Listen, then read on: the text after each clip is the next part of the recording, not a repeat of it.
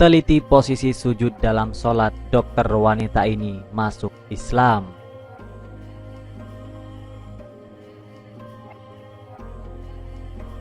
Dr.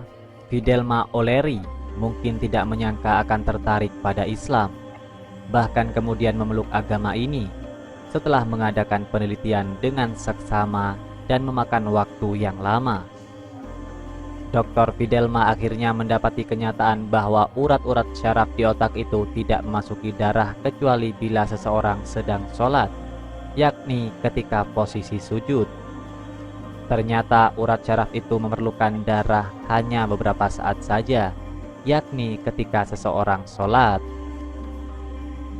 Setelah penelitian itu, Dr. Fidelma mencari tahu tentang Islam lewat buku-buku keislaman dan diskusi dengan rekan-rekannya yang muslim, dan akhirnya dengan kesadaran penuh Dr. Fidelma mengikrarkan keislamannya dengan mengucapkan 2 kalimat syahadat. Allah Subhanahu wa taala berkenan memberinya hidayah atau petunjuk pada iman. Keyakinannya pada agama Islam yang baru dianutnya itu demikian besar. Dr. Fidelma O'Leary mendapatkan penghargaan Woman of Spirit tahun 2012.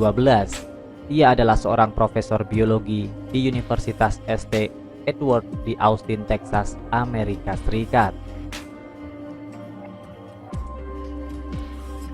Wanita asli Texas yang berprofesi sebagai profesor neuroscience di Universitas Texas ini telah menemukan kedamaian dalam Islam.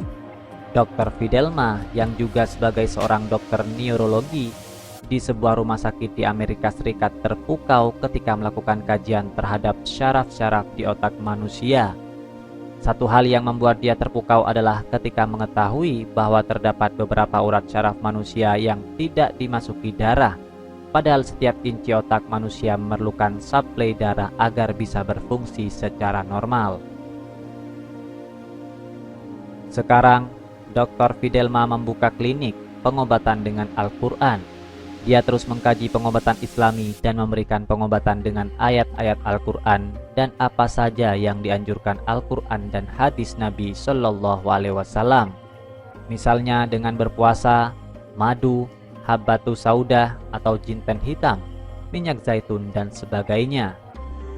Begitulah seorang dokter yang mengerti tentang satu ilmu dunia akan menemukan satu hal antara yang ia pelajari dengan apa yang tersimpan dalam kitab suci itu.